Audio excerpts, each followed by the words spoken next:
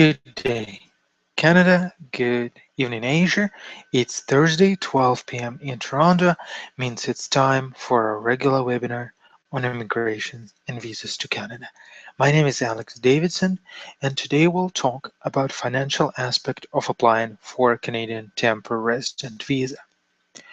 We'll demonstrate why it is important to have funds readily available for travel, tell you what documents could be used to support the financial aspect of an application, and would also, of course, touch upon common mistakes that often lead to application refusals. I would also like to ask all of you to listen to the end of the webinar, as we will share with you important news during the last few minutes of the presentation. I honestly think that most of you know us very well, and I will not spend much time talking about our team today. All of our immigration department team members are licensed immigration practitioners.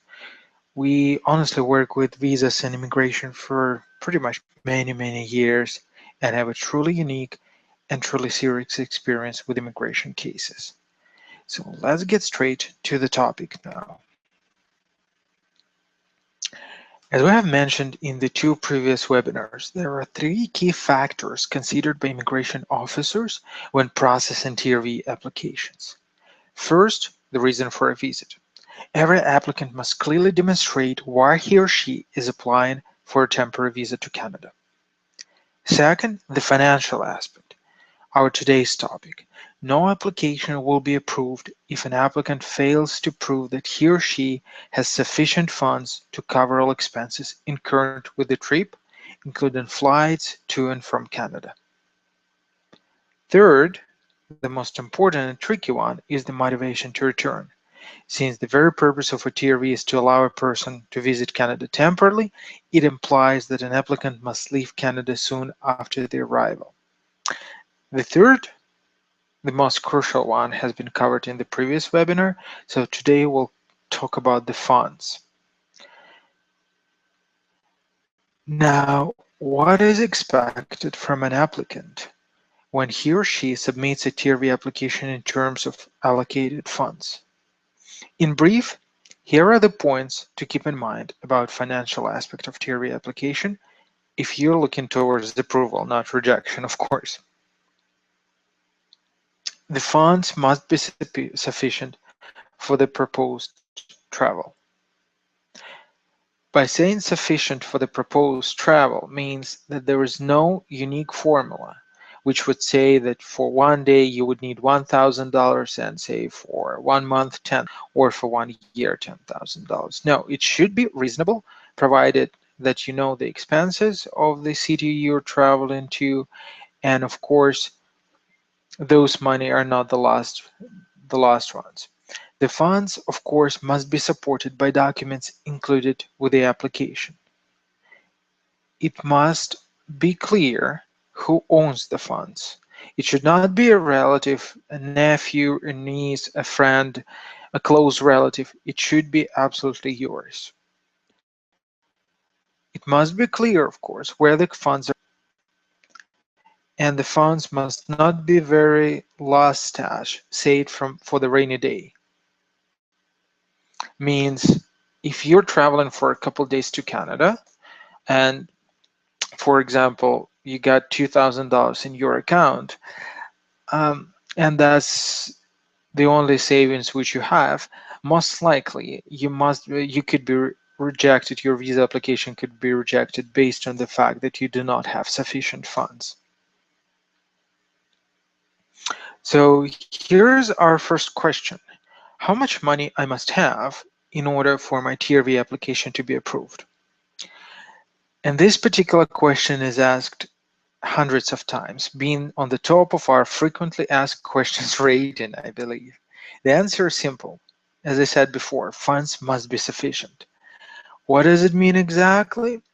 The applicant must afford the following to himself: flight to Canada, which by the way could be quite costly, Expenses incurred with a stay in Canada, which includes things such as hotels, bed and breakfasts, meals, transportation. By transportation, it could be rental car, public transit, travel insurance, and all other costs. Expenses incurred with purpose of visit to Canada, if such purpose declared in the application assumes expenses. Say you're coming for the conference or for an exhibition, you have to have enough funds to cover the admission tickets, to cover visits to that place and from that place. Flight from Canada, of course. We're mentioning it separately just because it is very important, since one-way ticket usually means immediate refusal in most cases. This is how an immigration officers basically assess applicants' funds in terms of trip affordability. But it is not the end of the story. There are a few more things to consider, of course. As we've already said, an immigration officer has virtually no chance of seeing an applicant or asking him or her any questions. It is technically a pass or fail test. If an applicant satisfies the officers that he or she meets all the requirements, including the financial ones, the visa will likely be issued. And it's the applicant's responsibility to make all efforts to support his or her application. Therefore, it is very important to provide documentary evidence for just everything. Never ever leave place for any guesswork or any assumptions. If you can afford the proposed trip to Canada, it must be absolutely clear from the submitted document. As such, the documentary evidence of financial capacity of an applicant must not only be present in the application package, but also clearly answer the following questions. Who owns the funds? As I said, the document must include full name of the bank account holder, for example. It should not be your relative, it should not be your brother, nephew, or niece. If you're traveling by yourself or with your family, it should be you and your family's accounts, which are presented to the eyes of visa officer. How much funds are available? The answer implies that the document includes the amount and, of course, the currency, which is, by the way, often overlooked. People could send us millions and millions of something, and trust me, visa officer will not be sitting and guessing what the currency is and what the conversion rate is. It should be in the papers which you submit.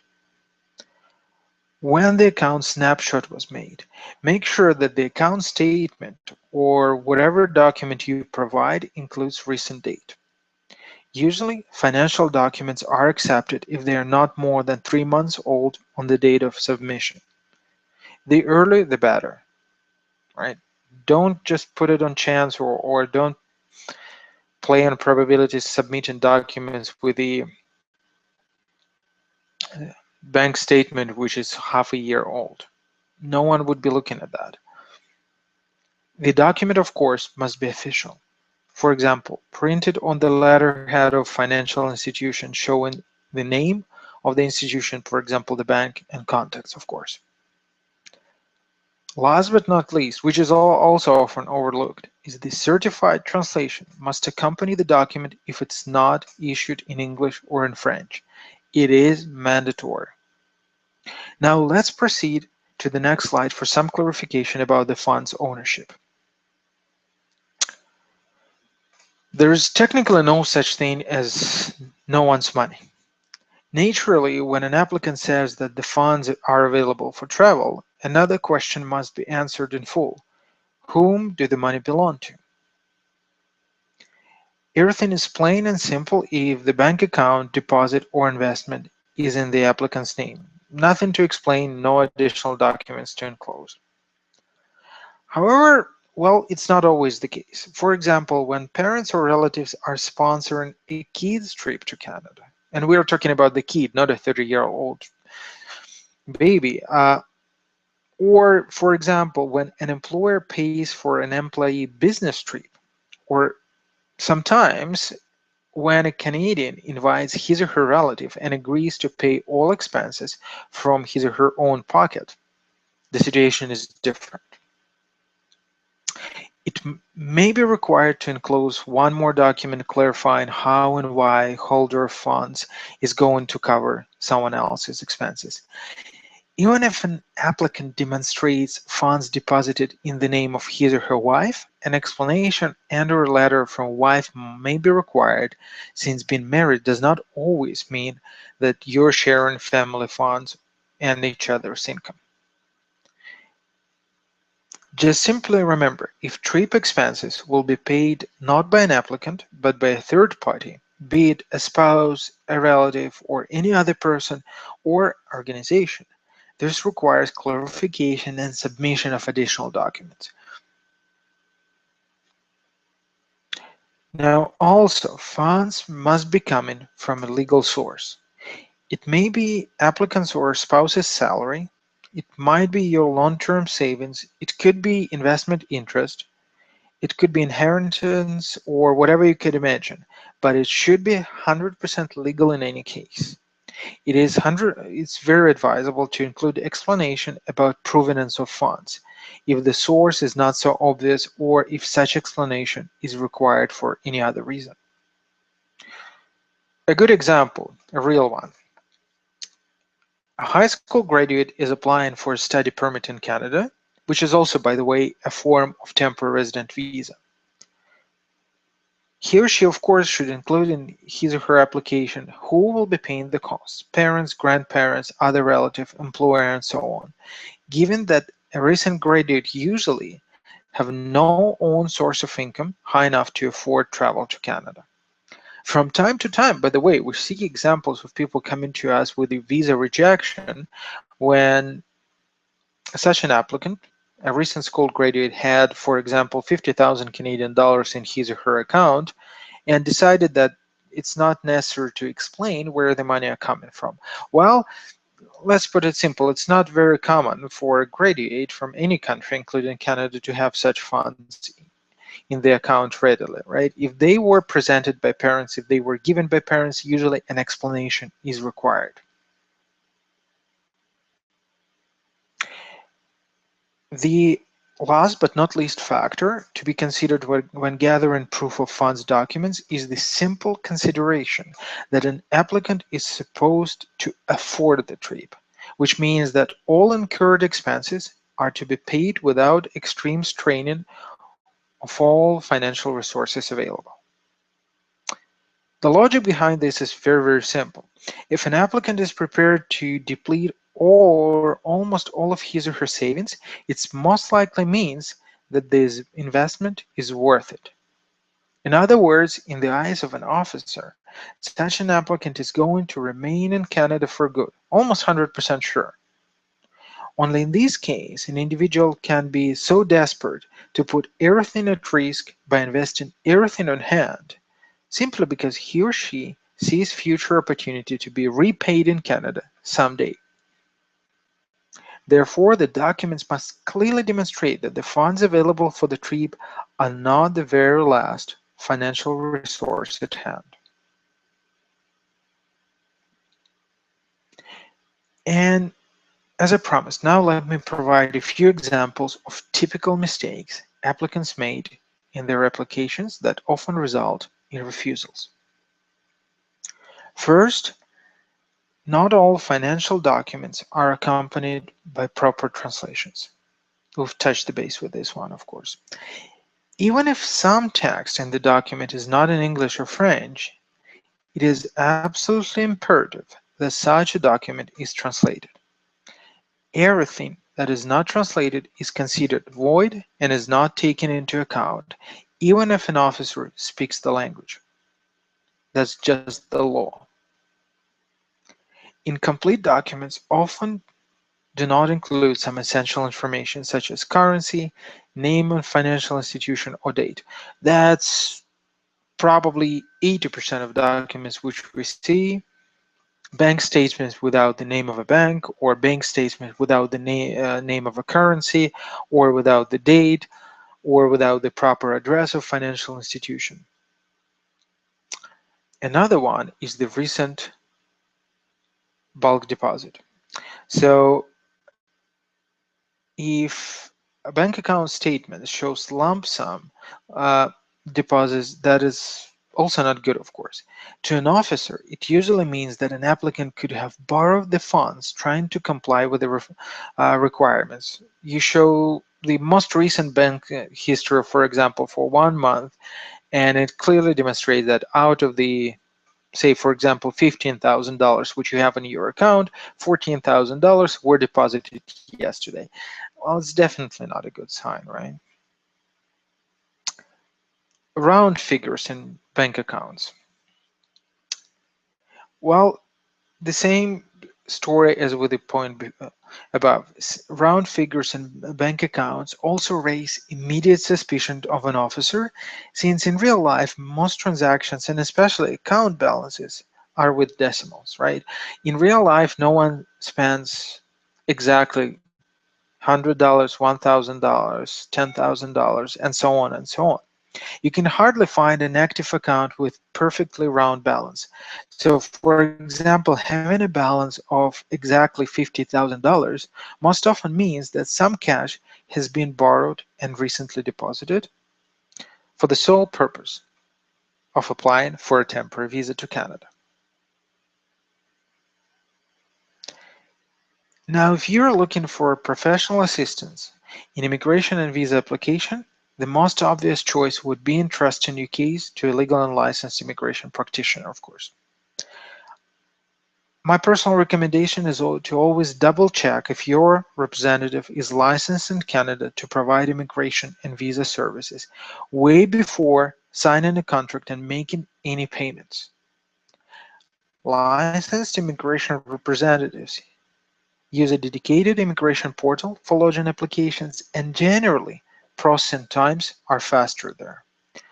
Of course, professionalism is another important factor why selecting a genuine immigration practitioner could be a smart choice. At the end of the day, the decision is yours, but please decide between either applying by yourself or using the licensed representative. Going to the third party who is not licensed would probably lead to rejection and even worse of that. You could be denied of entering Canada for a few years, you could lose your money, so don't put it on chance. If you would like to know, of course, more about immigrations, you have questions, you would like to discuss your case, we would be absolutely glad to talk to you and see it in the details. On this slide, you may find our direct contacts as well as contact partners in Bangladesh, of course. There's the Visa Center team. They work with us, they are truly experienced, they are truly seasoned, and most importantly, they're really responsive professionals, and we are honored to work with them.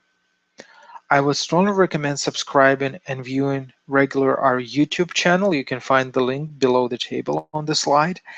We have many videos recorded on programs on immigration streams and visa types to Canada. I would also advise everyone to get there and watch the video on how to avoid immigration fraud and make sure that you are protected. And at last, as I have promised, we can get straight to the news. First of all, we have clients who received an invitation from Manitoba Provincial Nominee Program. For those of you who are not aware what it is, I would recommend two things. First of all, watch our webinar on YouTube on this program, and of course, come to Visa Center office in Dhaka and speak to their representatives. In short, this program allows applicants to immigrate with IELTS score below 6.0, to be exact, close to 5.0. And it's also a chance to apply without participating in Express Entry Pool, so that you may apply straight to the province.